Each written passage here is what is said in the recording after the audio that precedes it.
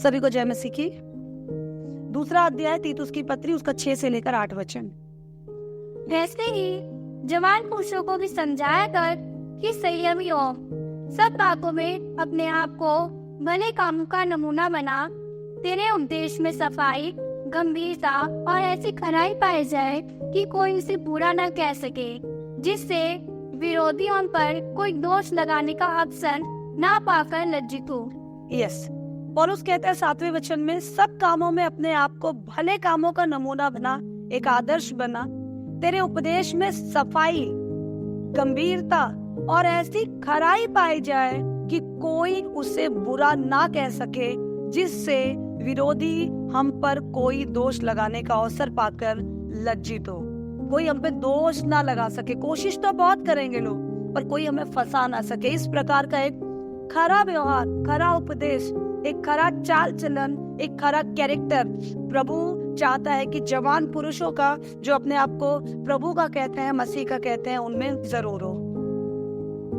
इफिसियों की पत्री 5 अध्याय उसका 18 वचन यदि हम पढ़े तो इफिसियों 5 का 18, दाकस से मतवाले ना बनो, क्योंकि उससे लुस्फर होता है, पर आत्मा से परिपूर्ण होते जाओ। यस, आत्मा से परिपूर्ण होते जाओ। अगर हम चाहते हैं कि मूर्खता की बातों से, मूर्खता के फैसलों से बचे रहें, अगर हम चाहते हैं कि हम एक आदर्श पिता, एक आदर्श पति या अमेजिंग हस्बैंड, या एक आदर्श कर्मचारी, एक आदर्श बेटे और एक आदर्श प्रभु के सेवक बने, तो हमारे पास एक ही रास्ता है। हम उस सामर्थ्य से चले जो खुद एक आदर्श की आत्मा है, एक आदर्श की सामर्थ्य, और हमारा आदर्श हमारा यीशु मसीह है। परमेश्वर का आत्मा के बिना अपनी इन आदतों पे काबू पाना मुश्किल है। इसीलिए बहुत जरूरी है कि हम पीने की आदत को, लत को, अपनी इन गंदी बातों को, गंदी आदतों को दूर रखें और परमेश्वर की आत्मा को अपने जीवन में काम करने दें। और परमेश्वर की आत्मा हमारे जीवन में जब काम करे, तब काम करेगी जब हम प्रभु के वचन में डूब जाएंगे। इसीलिए कुलिसियों की पत्री 3 अध्याय उसका 16 वचन हमें बताता है कि मसीह के वचन को अपने हृदय में अधिकाई से बसने दो और सिद्ध ज्ञान सहित एक दूसरे को सिखाओ। यस, मसीह के वचन को अपने दिल में बसने दो। बहुत सारे लोग यहाँ पर आते हैं, स्पेशली जवान लोग आकर बोलते, दीदी मैं बहुत कोशिश करता हूँ कि मैं इस प्रॉब्लम में फिर ना पड़ूं, इस पाप में ना पड़ूं, बार बार मैं वादा करता हूँ दीदी, बट फिर मैं टिक नहीं पाता, मैं टूट जाता हूँ, मैं क्या करूँ? एक ही सलाह, मैं नहीं, प्रभु का वचन आपको देता है कि मसीह के वचन को अधिकाधिक अपने अंदर बैठने दो, बसने दो। आप कुछ नहीं कर सकते, पर प्रभु का वचन सब कुछ कर सकता है, क्योंकि वचन ही यीशु मसीह है जो देहधारी हुआ और हमारे बीच डेरा किया। दाऊद भजन संहिता 119 के 11 वचन में कहता है, मैंने तेरे वचन को अपने हृदय में रख छोड़ा है कि तेरे विरुद्ध पाप ना करूं। अगर हम पाप से बचना चाहते हैं तो हमारे पास एक ही रास्ता है कि हम उसके वचन को अजीजों अपने हृदय में रख छोड़े। अगर हम उसके वचन को अपने मन में नहीं रखेंगे और हमारा मन खाली है, छाड़ा बुहारा है, तो शैतान को पूरा मौका है कि वो आए और हमारे मनों को पल्यूट करे। शैतान को पूरा मौका है, दुष्ट को पूरा मौका है कि वो आए और हमारे मन में अपने विचार डाले। मैंने बार बार आप लोगों से कहा है कि शैतान आकर हल्ला गुल्ला मचाकर बैंड बाजे के साथ हमें बड़े बड़े दांत या सींग या लाल लाल आंखों के जरिए आकर शैतान हमें बहकाता भड़काता नहीं है, बिल्कुल नहीं। वो हमारा दोस्त बन के आएगा, हमारा हितैषी बन के आएगा। हम नीति वचन में पढ़ते हैं, चापलूसी के, मस्का लगाने वाले, हमसे खूब प्यार प्रकट करने वाला हमारा एकदम खास मित्र, खास जन बनकर आएगा। क्योंकि अगर वो लंबे लंबे सींगों और दांतों के साथ आए, पंजों के साथ आए, नाखूनों के साथ आए, तो हम उसे स्वागत नहीं करेंगे। इसीलिए वो ज्योतिर्मय स्वर्गदूत का रूप धारण करके ही हमारे सामने आएगा और आकर वो हमारे कान में फुसफुसाएगा। वो फुसफुसाएगा कि तू ऐसा कर ले, तू जाता क्यों नहीं, तू पीता क्यों नहीं, और ये तू अपने दोस्त का दिल तोड़ेगा, अरे तू ऐसा करेगा। माँ बाप तो अपने हैं, छोड़ना, एक बात उनकी नहीं मानी तो क्या फर्क पड़ता है। अच्छा, तेरे माँ बाप तेरे फीलिंग का ख्याल ही नहीं करते। तुम्हारा दोस्त बनके, हितैषी बनके वो प्रभु के वचन के खिलाफ तुम्हें उकसाना शुरू करेगा। कोई पत्नी ऐसा करती है भला? ऐसी भी पत्नी होती है क्या? तुम्हारी पत्नी ने तुम्हें बहुत बड़ा धोखा दिया, तेरे बच्चे तेरे अपने नहीं है। अजीजों, प्रभु के वचन को अपने दिल में अगर हम नहीं बसाएंगे तो मजबूरी में कह लीजिए, कमजोरी में कह लीजिए, हम शैतान के वचनों को अपने कानों में सुनेंगे। चूंकि बुराई और भलाई में कंपैरिजन करने के लिए हमारे पास कुछ नहीं, हम अंदर से खाली है, तो जो कुछ आएगा हम उसका स्वागत करेंगे और उसमें हम गिर जाएंगे। इसीलिए सेल्फ कंट्रोल करने का एक ही तरीका है, हम उसके वचन को अपने अंदर ले ले बहुतायत से, और उसके लिए हम डेली मेहनत करते हैं कि आप सीखे समझे। और दूसरी चीज, उसकी आत्मा की पकड़ में अपने आप को पूरी तरह हम सौंप दें। और पौलुस कहता है कि तुम लोगों के सामने एक नमूना बन जाओ। अगर हम इन पूरी बातों को समराइज करेंगे तो पौलुस एक्चुअली आपको और मुझे जवानों ये बात बताना चाहता है, विशेषकर हमारे जवान भाइयों को, कि तुम एक अनुशासित लाइफ जीना शुरू करो। पहली चीज, तुम सेल्फ कंट्रोल हो जाओ, खुद को कंट्रोल करो, और जब कंट्रोल हो जाते हो तो एक अनुशासन का जीवन जीना शुरू करो।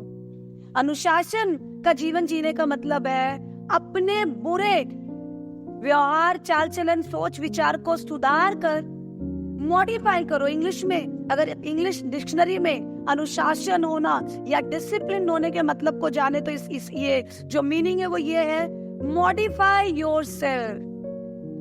अपने आप को बदल दो, सही कर लो, करेक्ट कर लो। इसका मतलब है, अगर आप जाए तो स्कूलों में बोलते हैं हम इसको अनुशासन में रख रहे हैं, शिक्षा देते हैं, पनिश करते हैं। पहले अनुशासित रखने के लिए पनिश किया जाता था।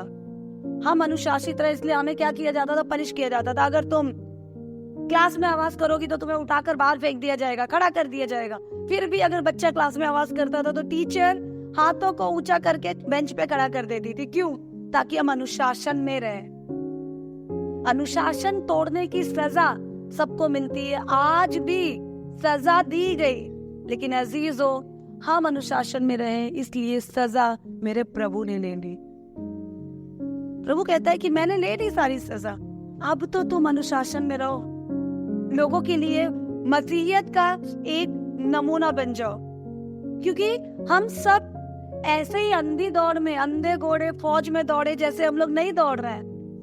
हम लोग एक टारगेट के साथ दौड़ रहे हैं। इसीलिए पौलुस पहला कुरिन्थियों उसके 12 अध्याय में, उसके 9 अध्याय में 24 वचन से कहता है, हम एक बार ध्यान से देखिए पौलुस अपने जीवन को कैसे अनुशासित करता है और पौलुस अपने जीवन की दौड़ को कैसे पूरा करता है। हम देखेंगे 9 अध्याय उसके 24 वचन से।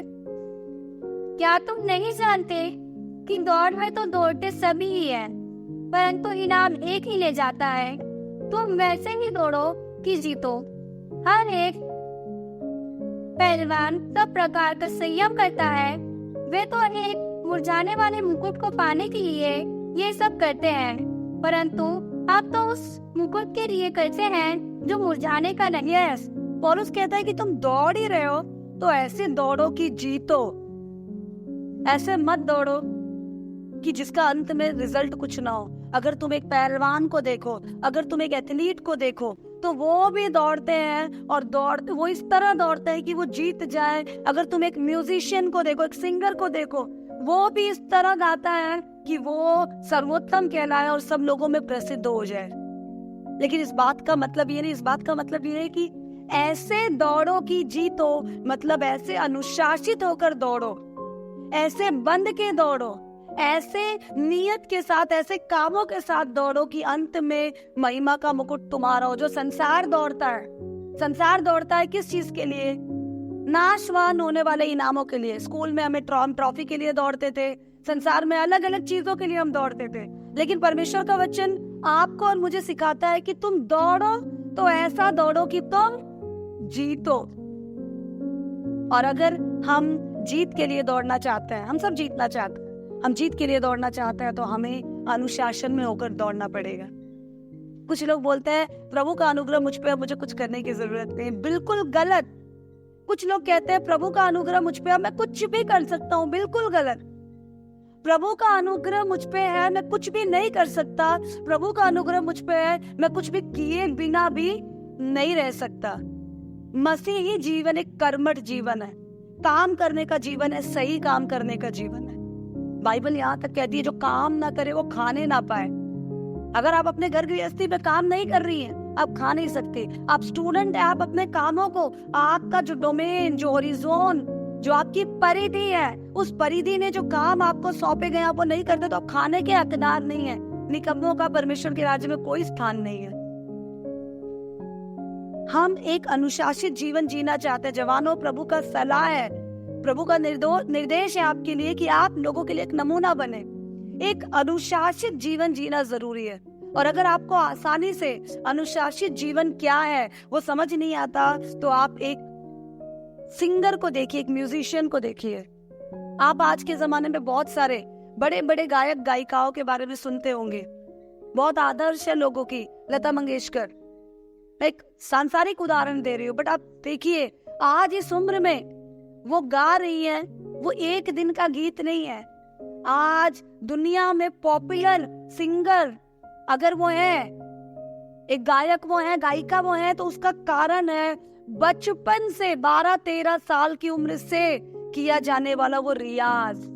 बिना कर्म के अपनी जो ड्यूटी है, अपने अनुशासित दिनचर्या को तोड़कर, कोई एथलीट, आप एथलीट्स को देखिए, आप क्रिकेटर्स को देखिए, अपने बॉडी वेट को वो मेंटेन करते हैं।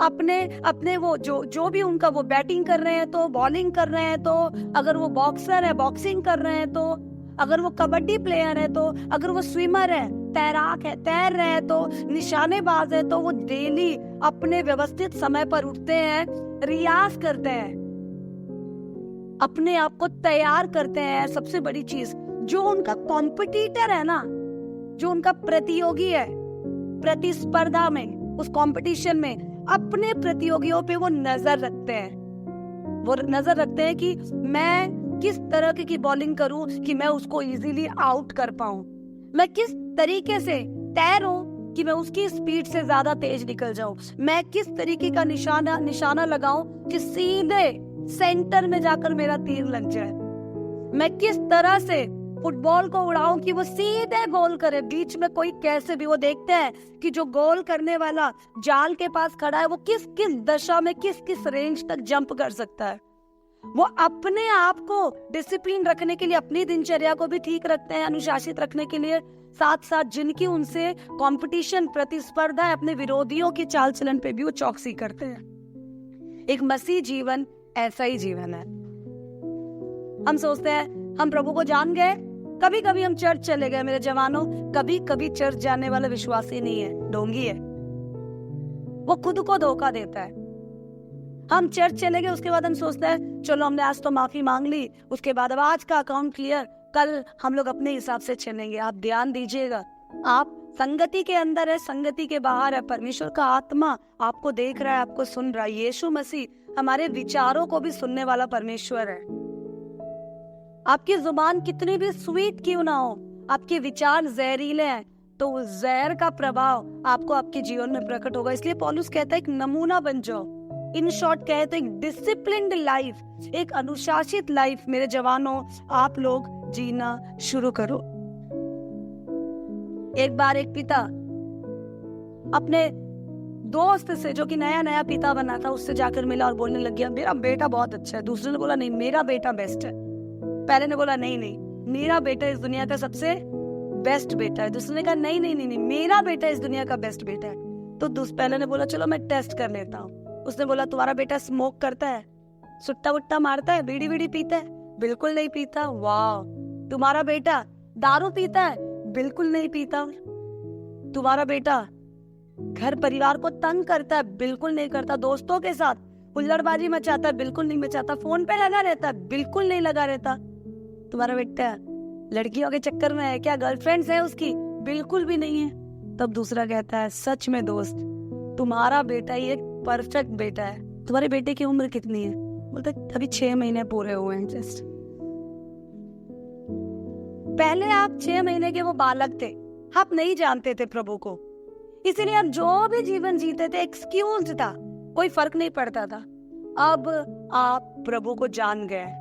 मसीह की ज्योति आप में है। जब लोग आपके ऊपर उस हेडलाइट को देखते हैं, उस रोशनी को देखते हैं, तो वो एक डिसिप्लिन्ड लाइफ को देखते हैं, या कुछ भी आप कर रहे हैं। आप एथलीट को ना देखे तो भी अब चिड़ियों को देखे। चिड़िया जब अंडा देने वाली होती है तो चोंच में एक एक तिनका ढूंढ ढूंढ के पिछले दिनों मेरे घर के ड्राइंग रूम की जो बालकनी है, बालकनी के ऊपर एक छोटा सा छज्जा है। मेरी मम्मी और मेरी बहन रोज देखती थी उस छज्जे पे एक छोटी सी डाली सी टहनी सी लाकर एक कौवे ने लाकर रख दी। तो मम्मी देख रही थी कि ये करेगा क्या। थोड़ी देर बाद, क्योंकि फड़फड़ाने की आवाज आती, थोड़ी देर बाद वो तिनका जोड़ कर लेकर आने लग गए। देखते देखते कुछ ही दिनों में एक बड़ा सा घोंसला छज्जे के ऊपर तैयार हो गया। उन्होंने मुझे बताया, पता है यहाँ पर ना ऊपर छज्जे में चिड़ियों ने घोंसला बनाया, क्या करे, तोड़ दे क्या? मैंने कहा नहीं, देखो वो करते क्या है। उसके बाद चिड़िया आई और उस छज्जे में बैठी, उस घोंसले में बैठी और सही समय पर अंडे दिए। अंडे देने के बाद फिर वो जाने लग गई चुग के, वो जो भी जरूरत की चीजें लाने लग गई और चोंच से बच्चों के मुंह में डालने लग गई। मेरे घर वाले ये चीजों को देख रहे थे और वो कह रहे थे इनको किसने सिखाया। सूरज अपने समय पर उगता है और सो जाता है, चंद्रमा अपने समय पर उगता है और सो जाता है, डूब जाता है।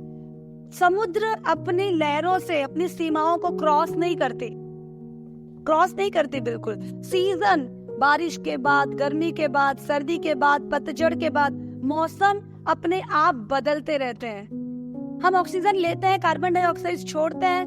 पेड़ कार्बन डाइऑक्साइड लेते हैं और ऑक्सीजन छोड़ते हैं। पानी आसमान से गिरता है, जमीन में गर्मी के कारण वाष्पीकरण की प्रक्रिया के द्वारा फिर से वेपराइज होकर आसमान में चले जाता है। फिर भारी होता है और बारिश होती है। प्रकृति भी अपने अनुशासन में चल रही है।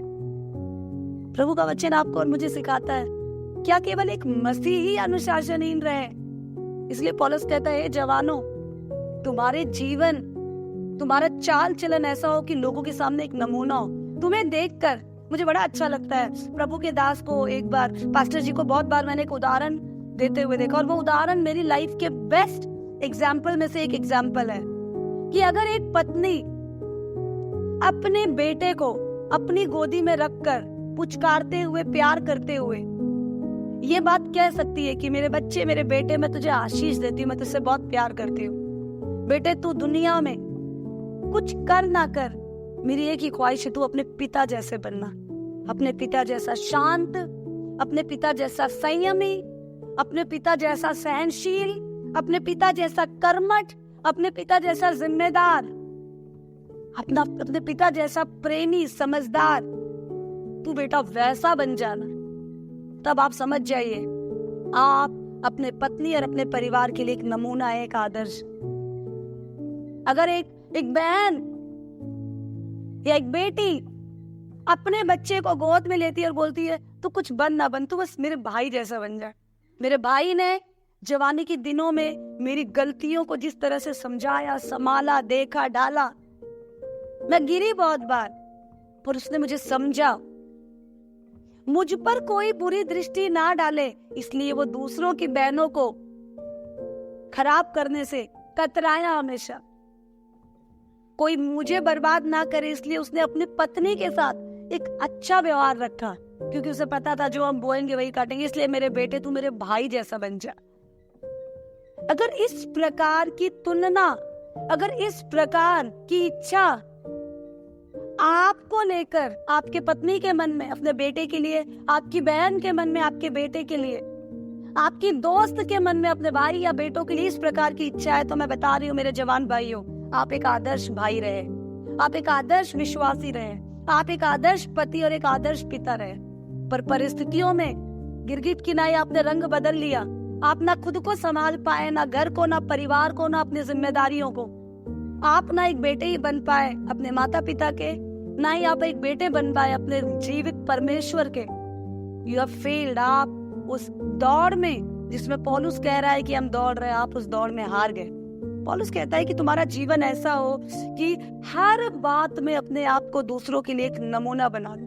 तेरे उपदेश में सफाई हो और गंभीरता और ऐसी खराई हो कि कोई उससे बुरा ना कह सके। कोई, मार्क दिस वर्ड, कोई भी।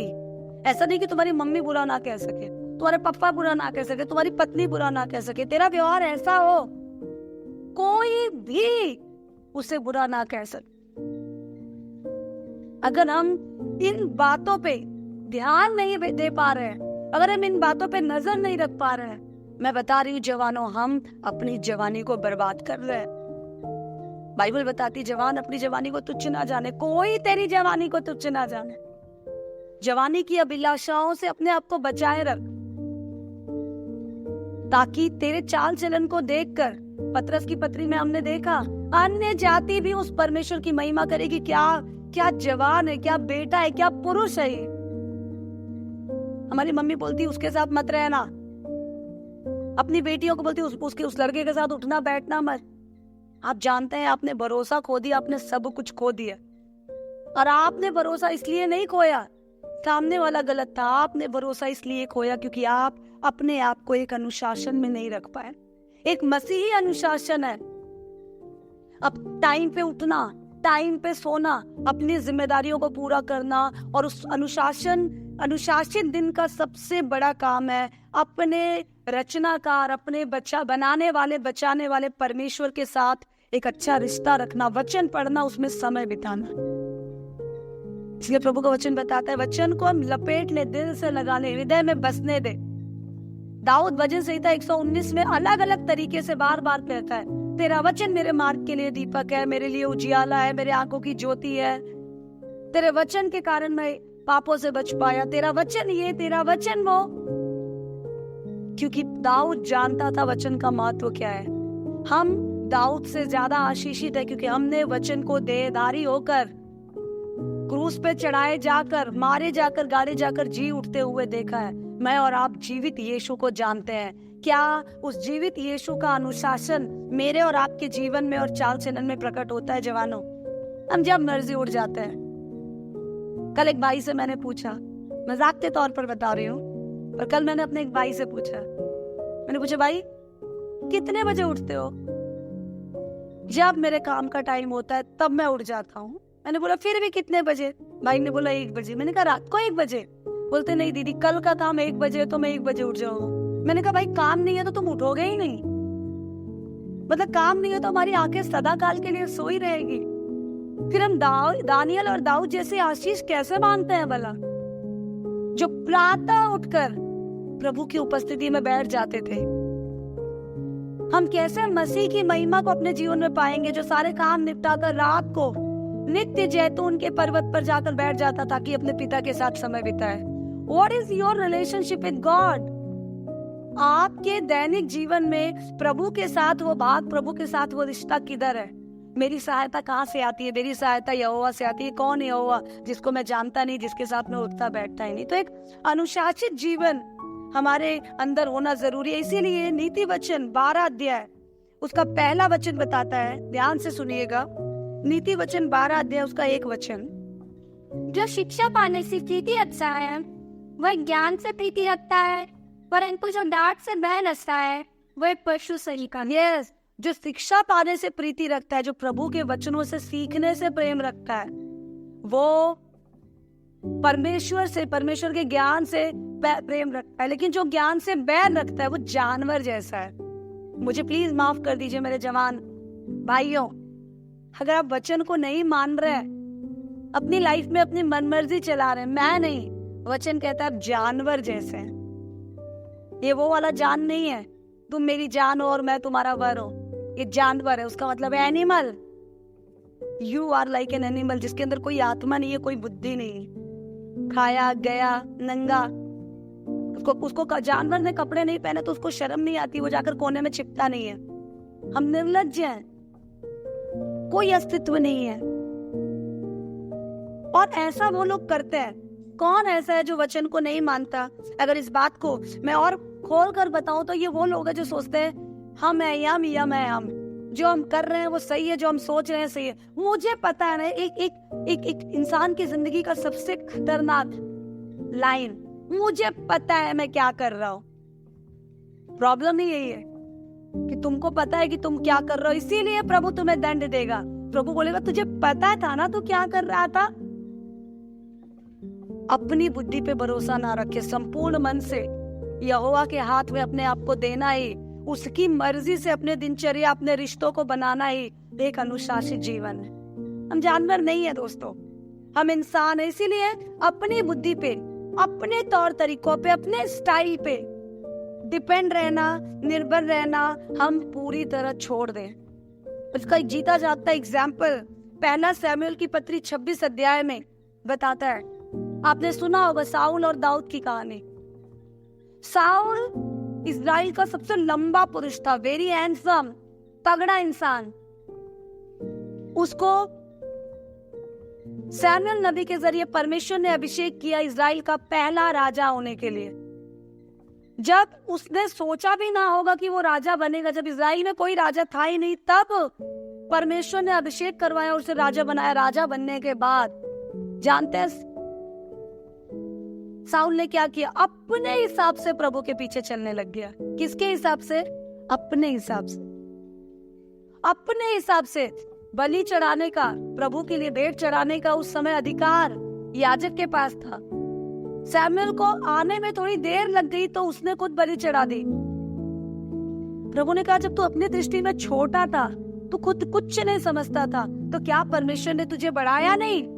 पर आज अपनी मर्जी चलाकर तूने परमेश्वर को तुच्छ जाना है, इसलिए परमेश्वर ने तुझे अयोग्य जाना है। हम जब अपने तौर तरीके से चलने लगते हैं तब परमेश्वर हमें अयोग्य जानता है। लेकिन वही घमंड में आकर, गुरूर में आकर, नफरत में आके जब हम प्रभु की मर्जी से नहीं चलते तो घमंड हम में आ जाता है, गुरूर आ जाता है, हमें लगता है हम सही कर रहे हैं। साउल गलत था, दाऊद सही था, फिर भी जलन के मारे साउल दाऊद को मारना चाहता था। और 26 अध्याय बताता है कि साउल एक जगह था, दाऊद वहां पहुंचा और दाऊद के पास पूरा मौका था अपने दुश्मन को मारने का। वचन भी बताता है कि परमेश्वर तेरे दुश्मनों को तेरे हाथों के नीचे कर देगा। तब दाऊद के जो सेवक ने दाऊद को बोला, आज तो राजा तेरा दिन है, आज प्रभु ने तेरे शत्रु को तेरे हाथ में कर दिया, आज तो इसको घात कर और खत्म कर। साउल गलत था, दाऊद सही था। साउल मारने के लिए भाग रहा था, दाऊद खुद को बचाने के लिए भाग रहा था। फिर भी एक आम इंसान या राजा की नहीं सोचो, आम प्रजा की नहीं सोचो, तो जो मुझे मारने की फिराक में है उससे बचने के लिए उसे मारना सेल्फ डिफेंस, आत्मरक्षा के अधिकार में कानून भी इसकी इजाजत देता है, डिफेंस है हमारे लिए। लेकिन सांसारिक कानून और अपनी बुद्धि से बढ़कर दाऊद ने परमेश्वर के नियम को पहला स्थान दिया। इसलिए दाऊद मौका मिलने पर भी उसने गलत साउल पे भी हाथ नहीं उठाया। उसने उसके कपड़े के बागे को काट लिया, कोने को काट लिया, और उस पे भी वो रोया कि अभिषिक्त के बागे को मैंने कैसे काट लिया। एक अनुशासित जीवन, बातों में एक शालीनता। हम बोले तो ऐसा बोले जैसे स्वर्गदूतों की बोली हो, हम बोलते हैं तो ऐसा बोलते हैं जैसे राक्षसों की बोली हो। नहीं, ये तो बोलते ही नहीं है।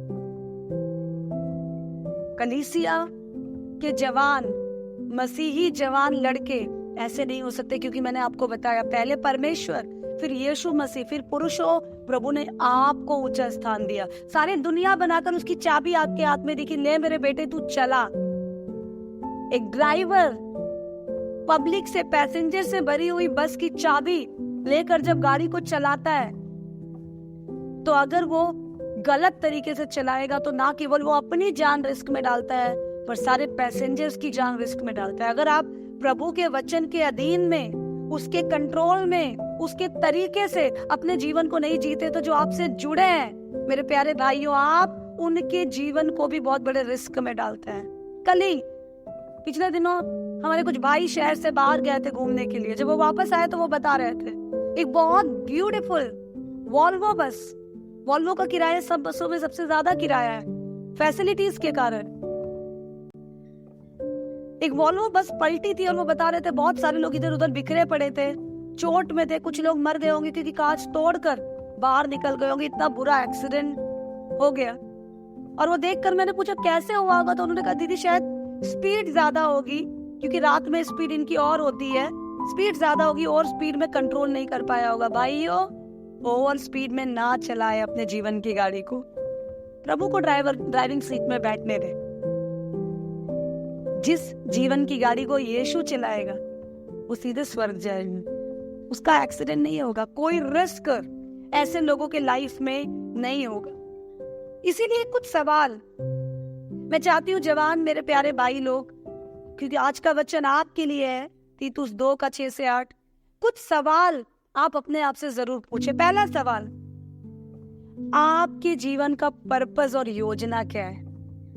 हम अंधे बहरे कहीं भी चले जा रहे हैं, जहां जगह मिलती है सो लिया, जब मर्जी है उठ लिया, जो मर्जी है बोल लिया, जो सामने आए कर लिया। प्रभु के साथ कोई लेना देना ना, कोई रिश्ता नहीं। लोग क्या सोचते हैं कोई फर्क नहीं पड़ता। मैंने बताया 95.73% कैदी हिंदुस्तान की जेल में पुरुष है।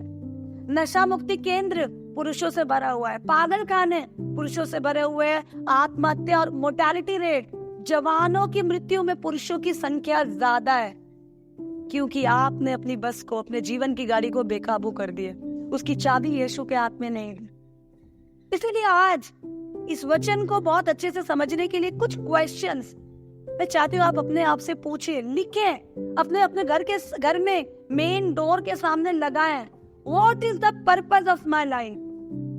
मेरे जीवन का क्या मकसद है? मैंने बार बार कहा, अफ्रीका के फ्रीडम फाइटर वो गुलामी के खिलाफ, और जो अफ्रीका के जो काले वर्ण के लोग हैं, उनके गुलामी के लिए जब वो लड़ रहे थे, आजादी के लिए लड़ रहे थे, गुलामी से छुटकारे के लिए लड़ रहे थे, तो उनको अंग्रेजों ने उनको पकड़ लिया गया और अदालत में लाया गया। जब अदालत में लाया गया तो बोला गया, नेल्सन मंडेला, मिस्टर मंडेला, आप अगर इस समय ये फैसला लेते हो और हमारे सामने ये वादा करते हो, ये स्टेटमेंट देते हो कि आज के बाद आप ये लड़ाई नहीं करोगे, इसको बंद कर दोगे, जैसा गवर्नमेंट बताती है वैसे चलोगे, तो हम आपको छोड़ देंगे, वरना आपको सजा मिलेगी। नेल्सन मंडेला ने एक ही बात कही, सर आज नहीं है तो कल मुझे मरना है, मुझे पता है, but I need reason for my death. मुझे अपने मृत्यु के लिए कारण चाहिए, एक मकसद चाहिए। मुझे और आपको मरने की जरूरत नहीं, हमारे लिए कोई मर चुका है। मेरे और आपके जीवन का एक ही मकसद है, यीशु के पास जाना। जब वो बादलों पे आए तो छूट ना जाए। आप जानते हैं, जब दुनिया के खिलाड़ी मेहनत करते हैं तो उनको एक ट्रॉफी, एक गोल्ड, सिल्वर, ब्रॉन्ज मेडल मिलने वाला होता है। वो मेडल आज नहीं है तो कल नाश हो जाएगा। एक गोल्डन ट्रॉफी मिली है, सोने का भाव गिर गया, उस खेल का महत्व खत्म हो गया, तो एक इतिहास बनकर रह जाता है।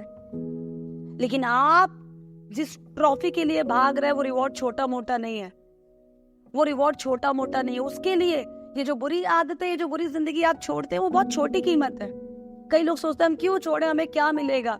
अनंत जीवन का मुकुट।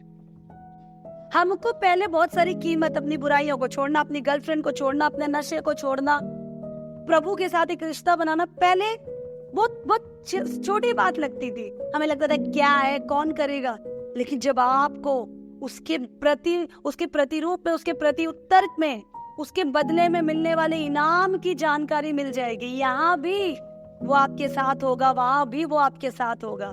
बादलों पे वो आएगा और अनंत काल के लिए वो आपको ले जाएगा। यहाँ पर आप झोपड़ी के लिए लड़ रहे हैं, वहां पे महल, मेंशन मेरे और आपके लिए प्रभु तैयार कर रहा है।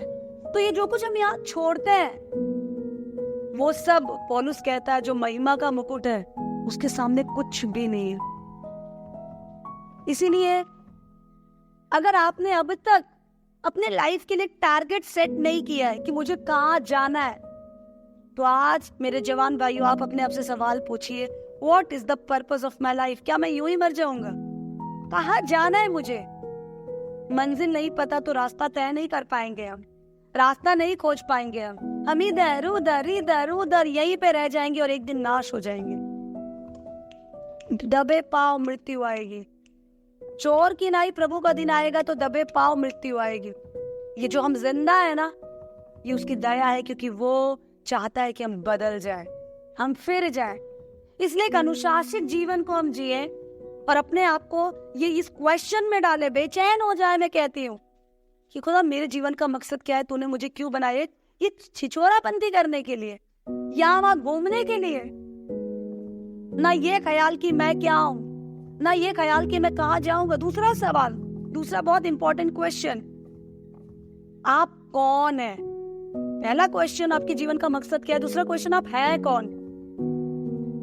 बहुत आसान हो जाएगा आपका जीवन अगर आप इस बात को स्वीकार कर लें कि मैं किसी मिस्टर XYZ का बेटा नहीं, मैं किसी इस गली इस शहर का रहने वाला नहीं, मैं इस देश का नागरिक नहीं, मैं परमेश्वर का बेटा, मैं परमेश्वर की चुनी हुई प्रजा, मैं परमेश्वर का गुलाम, मैं परमेश्वर का अभिषिक्त जन हूं। जब आप ये बात जान जाएंगे, जब आप अपने उस स्वर्गीय बाप को पहचान लेंगे, तब आप उसके ओहदे, उसके स्टेटस के अनुसार व्यवहार करना शुरू करेंगे।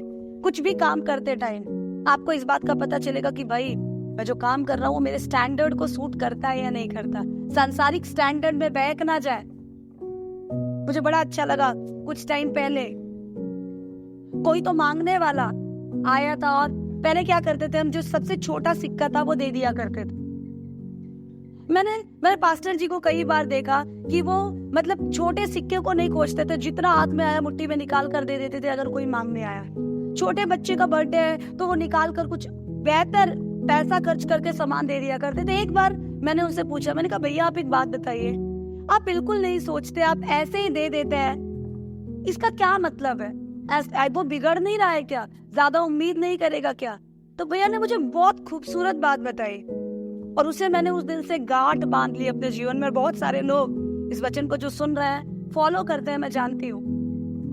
जब किसी के साथ व्यवहार करना या जब किसी को कुछ देना, उसके स्टैंडर्ड के हिसाब से नहीं, अपने स्टैंडर्ड के हिसाब से करना। What is your standard? तो अगला क्वेश्चन जो मेरे जवानों, मुझे लगता है आपको खुद को पूछना, बताना, समझाना, सिखाना जरूरी है, वो ये है, Who am I and what is my standard? मैं कौन हूँ और मेरा स्तर क्या है? अगर ये जवाब आपको नहीं मिलता तो मैं बता रही हूँ, आप परमेश्वर के चुने हुए जवान हैं। आपका चलना, आपका फिरना, आपका उठना, आपका बैठना वैसा हो जैसा स्वर्ग और पृथ्वी को बनाने वाले राजाओं के राजा परमेश्वर के बेटे को शोभा देता है। ये दो क्वेश्चन अगर हम अपने आप से पूछ लें, बहुत सारी प्रॉब्लम हमारी सॉल्व हो जाएगी। तीसरा question, Who am I friend with? मेरे दोस्त कौन है? मेरे साथी और मेरे दोस्त कौन है? इन तीनों चारों क्वेश्चंस को अगर आप इस सेशन के एंड में खुद से नहीं पूछते, इस पे आकलन नहीं करते, तो हमारा ये सारा परिश्रम जो है वो व्यर्थ हो जाएंगे। पहला सवाल, आप कौन है? आपके जीवन का मकसद क्या है? तीसरा सवाल, कौन आपके दोस्त है? और अगर हम वचन को पढ़ें तो हम देखेंगे पहला कुरिन्थियों 15 अध्याय उसका 33 वचन, धोखा न खाना बुरी संगति अच्छे चरित्र को बिगाड़ देती है। यस, धोखा ना खाना, बुरी संगति अच्छे चरित्र को बिगाड़ देती है। आप अगर एक पियक्कड़ के साथी है ना, एक पियक्कड़ के साथी, तो आपको बोलेगा चल ना, तू पीना मत भाई, बस तू चल ना, मुझे पता है यार तू प्रभु के पीछे चल रहा, तू पीना मत, तू चल। 1 दिन गए, 2 दिन गए, 3 दिन गए, 4 दिन गए, जब नशेड़ियों के बीच में बैठना और ग्लास में मदिरा डाल के, दारू डालकर पीना, रोज आप देखेंगे, पहले दिन आप हिचकिचाएंगे, घृणित लगेगा, दूसरे दिन आप हिचकिचाएंगे पर कंफर्टेबल हो जाएंगे, धीरे धीरे एक दिन आएगा जब वो ग्लास लेकर अपने होठों में लगाते हुए भी आपको कुछ प्रॉब्लम नहीं होगी, विल नॉट फील मच, क्योंकि डे बाय डे अपने आप को उस माहौल में यूज टू कर दिया, आपने आम बना दिया उस माहौल को अपने लिए। आपके घर में आपके सर्कल में ऐसे दोस्त हैं जो इधर उधर की बुराई करते रहते हैं पूरा टाइम। आप बोलोगे देख बाइबल बताती है बुराई सुनना भी नहीं है, बुराई करना भी नहीं है, हमारे कान डस्टबिन नहीं है, फिर भी वो नहीं मानता। आप सुनते जा रहे, एक दिन ऐसा आएगा, you will be a party to that, आप उसमें पार्टिसिपेट करेंगे। और मेरा एक पर्सनल तजुर्बा है, और ये बात मैं जरूर, चाहे पुरुष हो, चाहे स्त्रियां हो, जवान हो, उम्र दराज हो, सबको सिखाती हूँ, बुरा सुनने के लिए अपने कान खोलना नहीं, क्योंकि एक बहुत बड़ी प्रॉब्लम है। एक जन आया और आपके मुंह में, आपके अपने मुंह से आपके कान में कुछ बुराई करके चला गया, जिस जन के खिलाफ उसने बुरा बोला है, कल अगर वो जन किसी कमजोरी में गिर जाता है तो आपको ये बुराई याद रहेगी, आप तुरंत जोड़ेंगे और वो गलत ना हो तो भी आप बोलेंगे अच्छा उस बहन ने बताया था, सच में ही ऐसा ही है, ये ऐसे ही है। झट से हमारा मन बहक जाएगा। अपने मन को बहकने के लिए, अपने मन को काबू में रख के बहकने ना दे। तो इस तरह बुरी संगति में ले जाने वाले लोग, बुरी बातें करने वाले लोग, प्रभु से दूर ले जाने वाले दोस्तों से हम दूर रहें। हम एक और वचन देख सकते हैं, नीति वचन 13 अध्याय उसका 20 वचन। बुद्धिमानों की संगति कर, तब तू भी बुद्धिमान हो जाएगा, परंतु मूर्खों का साथी नष्ट हो जाए। यस, बुद्धिमानों की संगति कर, तब तो भी बुद्धिमान हो जाए। ये मेरे चर्च वाले दोस्त, ये तो मेरे यार है, जिनके साथ मैं उठता हूँ बैठता हूँ, मेरे बडीज हैं। चेक कर ले। किसी ने कुछ समय पहले, कुछ बच्चों ने आकर, यंग बच्चे थे, उन्होंने आकर मुझसे सवाल पूछा, दीदी मैं कैसे पता करूं कि जो मेरा दोस्त है वो अच्छा दोस्त है या नहीं, मैं कैसे पता करूं? मैंने कहा बहुत सिंपल टेस्ट। अगर तुम्हारा दोस्त प्रभु में बढ़ने के लिए, आत्मिकता में बढ़ने के लिए, मसीहियत में बढ़ने के लिए, प्रभु के करीब जाने के लिए तुम्हारी मदद कर रहा है तो वो तुम्हारा अच्छा दोस्त है। पर अपने व्यवहार से, चाल चलन से, टशनबाजियों से, मीठी मीठी बातें करके वो तुम्हें संगति से, प्रभु के लोगों से, प्रभु की कलीसिया से, प्रभु की उपस्थिति से दूर ले जा रहा है। बेटा धोखा नहीं खाना, मूर्खों का साथी नष्ट हो जाएगा।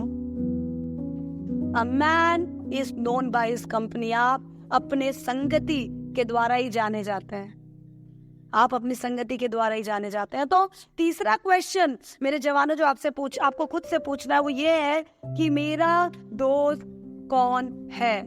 क्योंकि बहुत दो बड़ी प्रॉब्लम है जिसमें हम संघर्ष करते हैं। एक प्रॉब्लम ये है कि हम जो अभिलाषाएं हैं वो खोज के हमारे पास आती है। अभिलाषाएं, बुराई की इच्छा खोज के हम उनमें नहीं पड़ते, पर वो खोज कर हमारे पास आती है। पर हम संगति में बने हैं, प्रभु में बने हैं, तो हमारे पास आएंगी, पर चूंकि हम उसकी तरफ ध्यान नहीं दे रहे हैं इसलिए वो हम पे प्रभुता नहीं कर पाएगी। और एक है, हम अभिलाषाओं को खोज कर उसके पास जाते हैं। दोस्तों के साथ, लड़कीबाजी करने वाले दोस्तों के साथ जाना, बैठना, समय बिताना अभिलाषाओं का खोजी होना है। बुराई करने वाले लोगों के सामने अपने कानों को रखना अभिलाषाओं का खोजी होना है। दारू पीने वाले दोस्तों के साथ जाना बैठना, अरे कोई बात नहीं, तू पी यार, तू पी, नहीं मैं छोड़ दिया यार, मैंने बदल गया, मैं नहीं, अब नहीं। मन में चल रहा होगा, पी लूं, हाँ यार एक घूंट पी लेता हूँ, क्या फर्क पड़ता। तू बात करना उससे यार, तू बात करना, बहुत मस्त है, तुझे बहुत लाइक करती है, तू बात करना। नहीं, वचन बताता है गलत है, मन में चल रहा है, क्या फर्क पड़ता है, हाय बोलकर देखता हूँ वो क्या सोचती है। अभिलाषाएं आपके पास आए और आप अभिलाषाओं के पास जाए, दोनों अलग अलग बातें हैं। अभिलाषाएं तो आसपास भाग कर आएगी, आप प्रभु में मजबूती से बने हुए हैं, आपको वो टच नहीं करेगी, निकल जाएगी। पर जब आप अभिलाषाओं के पास खुद भाग कर जाते हैं, खुद को परोस देते हैं, तो भाइयों बहनों फिर कोई आपको नहीं बचा सकता।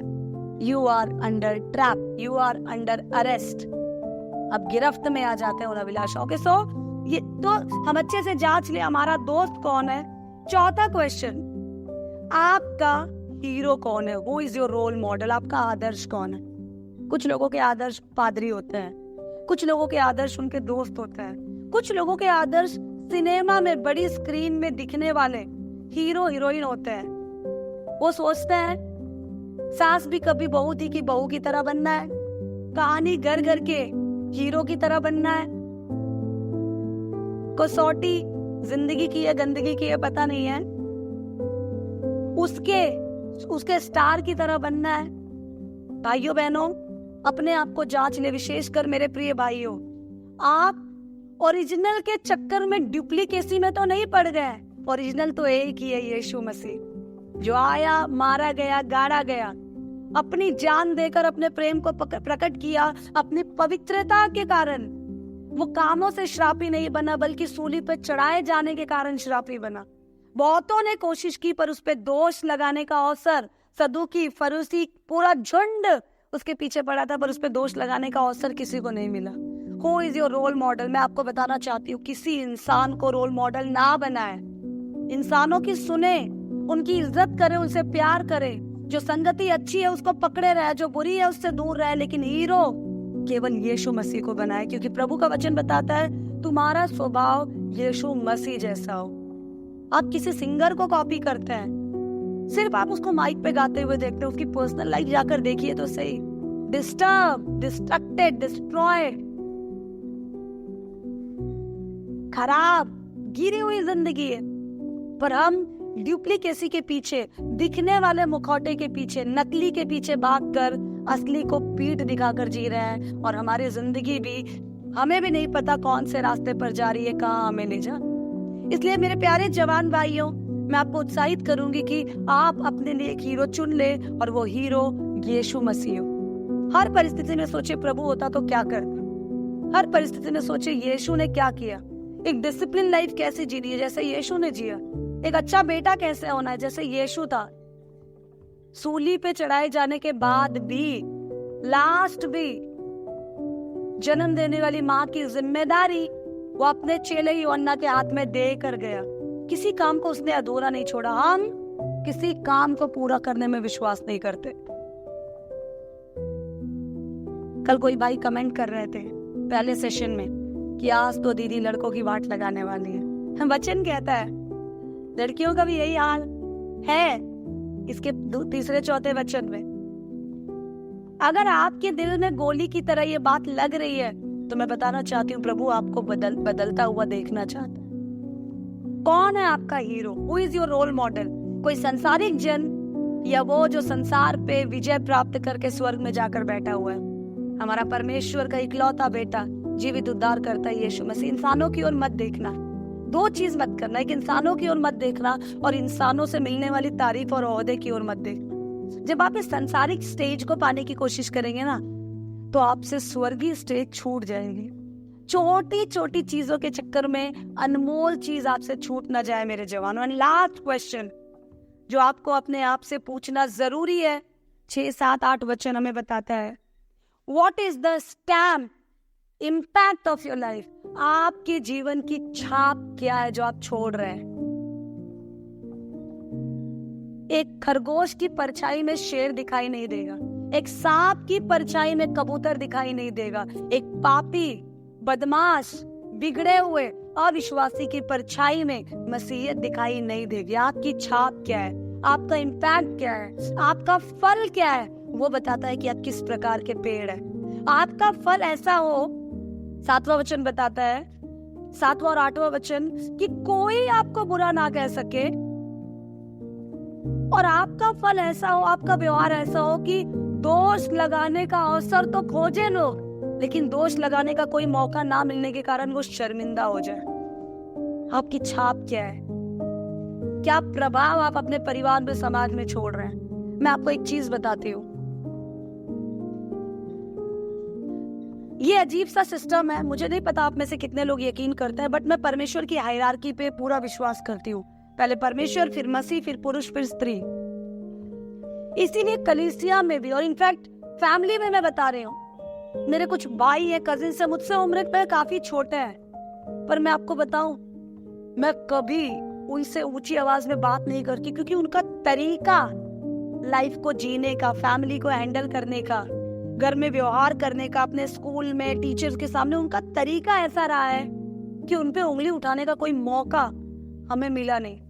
ऐसा लगता है भले छोटे हैं, पर इन्हें बोलकर इनकी बेइज्जती करने का हमें अधिकार नहीं है। पर कुछ लोग बड़े हैं तो भी ऐसा लगता है कौन सुने इनकी।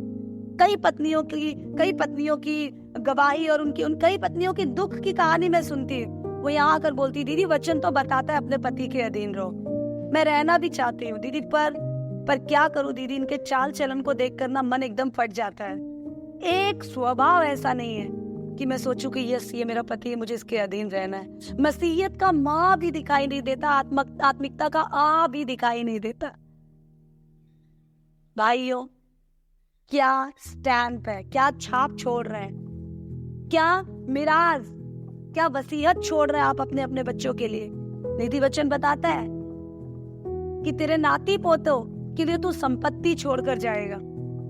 वो संपत्ति सांसारिक संपत्ति नहीं, आत्मिक संपत्ति। लोग आपके नाम को लेकर आपके नाती पोतों से कहेंगे, तेरा पिता प्रभु के पीछे चलने वाला एक आदर्श पिता था, तू अपने पिता के नाम की तो परवाह कर ले। हमने नीति वचन से कल पढ़ा, जो अपने अभिलाषाओं पे, अपने स्वभाव पे नियंत्रण नहीं रखता, वो शहर की तरह है जिसकी चारों ओर के दीवार टूटे हुए, ढा दिए गए हैं। कल हमने पढ़ा था, पिछले सेशन में हमने पढ़ा था। अगर आप अब क्या कर रहे हैं, किन के साथ उठ बैठ रहे हैं, किसके पीछे चल रहे हैं, किसकी सुन रहे हैं, क्या प्रभाव डाल रहे हैं, कहाँ जा रहे हैं, इसका आपको कुछ अता पता नहीं है। मेरे जवान भाइयों, आपकी बुद्धि पे, आपके सोच पे, आपकी फीलिंग्स पे आपकी कोई पकड़ नहीं है, कोई कंट्रोल नहीं है। आपका कोई लेन देन नहीं है कि जो मैं कह रहा हूं उससे मसीह के नाम की निंदा होगी या मसीह के नाम की महिमा होगी। इससे कोई सरोकार आपका नहीं है, कोई लेना देना नहीं है। तो मैं आपको बताना चाहती हूँ, आप उस शहर की नाई है जिसकी शहर पना दीवार चारों तरफ से टूट गई है। आपको हर तरफ से अटैक किया जाएगा, हर तरफ से आप बदनाम किए जाएंगे, हर तरफ से आप टूटेंगे। आत्मिक, सांसारिक, पारिवारिक, हर प्रकार की कंगाली आप अपने जीवन में देखेंगे, झेलेंगे। क्योंकि सुरक्षा की जो शहर पनाह थी, परमेश्वर की आत्मा हमारी सुरक्षा करती, परमेश्वर का वचन हमें मजबूती से थामे रहता है। हमने कभी इसकी चौकसी ही नहीं की। हम वचन सुनते तो थे, पर घर में हम पुरुष बन जाते थे। वाह, हम परमेश्वर के वचन को तो सुनते थे, पर बड़े भाई बन जाते थे। हम स्वभाव से बड़े कभी नहीं हुए। हमने बड़प्पन नहीं दिखाया, बस हम बड़े हो गए। हमें सम्मान चाहिए, पर सम्मान पाने वाला कोई काम हमने नहीं किया। इसलिए खुदा का वचन, मेरे प्यारे जवान भाइयों, आज आपको कहता है, संयमी हो जाओ, अपने आप को भले कामों का नमूना बनाओ। कुछ लोग बोलते हो ना, मैं इतना बिगड़ जाऊंगा, इतना बदमाश हो जाऊंगा कि बदमाश भी कहे कि बदमाशी हो तो ऐसी हो। No, you don't have to be. आज रात अगर प्रभु तेरा प्राण ले ले तो तू क्या करेगा? और एक बात बता रही हूँ, जो जवानी में आप बो रहे हैं वो बुढ़ापे में आप काटेंगे। आज जो जोश है वो कल नहीं रहेगा, आज जो हिम्मत है वो कल नहीं रहेगी। आज जो मंजिल आप सेट कर रहे हैं, कल वहीं पर आप एंड अप होंगे, कल वहीं आप समाप्त करेंगे। एक अच्छी छाप छोड़ जाए, विरोधियों का मुंह बंद हो जाए, लोग शर्मिंदा हो जो आप पे दोष लगाते हैं। ऐसा स्वभाव, ऐसी बातचीत, ऐसा व्यवहार, ऐसी नजर, ऐसा नजरिया, ऐसी पवित्रता, ऐसी शालीनता, ऐसा अनुशासन आपके जीवन में प्रकट हो। और ये सब सेत मेत में नहीं है, इसके लिए बहुत बड़ी कीमत किसी ने चुकाई है सूली पर। और ये सब जाया नहीं जाएगा, क्योंकि इसके लिए एक बहुत बड़ा रिवॉर्ड, इनाम मिलने वाला है आपको यीशु के वापस आने के बाद। और यहाँ पर भी सैंपल के रूप में वो दया, वो अनुग्रह आप देख सकते हैं। इसलिए मेरे प्यारे भाइयों, तीतुस 2:2-6-8 तक, 6 से लेकर 8 तक प्रभु का वचन, मेरे जवान भाइयों, आपको यही सिखाना चाहता है, अब सुधर जाने का टाइम आ गया है। बी अ मैन, मर्द बन जाने का टाइम आ गया है। एक आदमी की, एक पुरुष की, एक लड़की होने के नाते एक पुरुष की सबसे खास बात बताऊं, जो मुझे लगता है, ये मेरा कंप्लीटली व्यक्तिगत विचार है। एक स्त्री, एक बच्चा, एक बूढ़ा आपसे छोटा जब आपके पास आए तो वो सुरक्षित महसूस करे, कंफर्टेबल महसूस करे, वो ये महसूस करे कि अब ये भाई मेरे साथ है, या ये जन मेरे साथ है, या मेरा पति मेरे साथ है ना, मुझे फिक्र की कोई जरूरत नहीं है, ये देख लेगा। वो ये महसूस करे कि I don't have to worry, मुझे चिंता की जरूरत नहीं है, ये है ना। मेरे प्यारे भाइयों, अगर आपकी उपस्थिति में आपकी मम्मी, बहन, बेटी, भाभी, पत्नी, छोटे भाई, पिता, दादा, दादी, दोस्त, अगर आपकी उपस्थिति में ये चीज फील करते हैं, तब स्वर्ग में प्रभु आपको देखकर प्रसन्न होगा। प्रभु प्रसन्न हुआ था। इब्रानियों 11 हम पढ़े तो कुछ हीरोज से, अब्राहम से, इसहाक से, यूसुफ से, मूसा से प्रभु प्रसन्न हुआ था। इसलिए उन हीरोज के नाम विश्वास के लिए जब शिक्षा हम पाते हैं तो हीरोज के नाम हम इब्रानियों 11 में पढ़ते हैं। ऐसे ही हीरो की लिस्ट में, हीरोइक लिस्ट में जब आप अपना नाम लिखवाने के लिए सक्षम हो जाएंगे, तब आप कह सकते हैं आपने एक छाप छोड़ी। आप वैसा जिए जैसा प्रभु चाहता था, आपने अपनी दौड़ को पूरी की। इसलिए मैं आपको उत्साहित करूंगी, अपने आसपास के लोगों को safe, secure, healthy, happy feel कराएं। आप एक जिम्मेदार अच्छे पुरुष हैं। जब कोई भी दुखी से दुखी जन आपके पास आकर सोचे, उसके पास आकर शांति मिलती है, अच्छा लगता है, मजा आ जाता है, इट्स सो गुड। तब समझ जाइए कि आप अपनी दौड़ को सही तरीके से पूरी कर पा रहे हैं। इस बात की चर्चा करने लगूं, एक एक बातों पे उदाहरण देने लगूं तो दिन दिन कम पड़ जाएंगे, घंटे घंटे कम पड़ जाएंगे। लेकिन इस 2 सेशन में मैं आपको वही बताना चाहती हूँ जो खुदा का कलाम मेरे प्यारे भाइयों आपको बताना चाहता है। खुद पे कंट्रोल करें, प्रभु को काम करने दे, लोगों के लिए एक आदर्श बन जाए,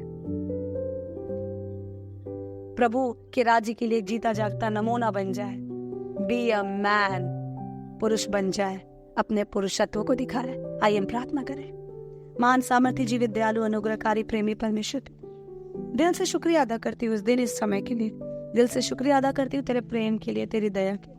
दिल से शुक्रिया अदा करती हूँ कि प्रभु तेरे वचन 2 धारी तलवार की नाई प्रभु मांस और गूदे गूदे को अलग करता है। धन्यवाद देती हूँ परमेश्वर पिता कि तू कल, आज और कल एक सा है परमेश्वर। और धन्यवाद देती हूँ प्रभु कि तेरे वचन में जीवनों को बदलने की ताकत है प्रभु। और आज मैं दिल से आशीष देती हूँ प्रभु कि तेरे जितने जवान इस वचन को सुनते हैं प्रभु, उनके दिल छिद जाए प्रभु और वो बदल जाए, वो सीखे और तेरी ओर फिर जाए प्रभु। और कोई दोषी, कोई विरोधी उन पे दोष ना लगाने पाए। ऐसा एक खरा चाल चलन प्रभु तू इन्हें दे परमेश्वर। मांगते हैं प्रभु तेरा वचन लोगों के जीवन में एक छाप छोड़ जाए प्रभु, और वो संसार में छाप छोड़ जाए। तेरे नाम की महिमा यीशु मसीह के नाम में मांगते हैं,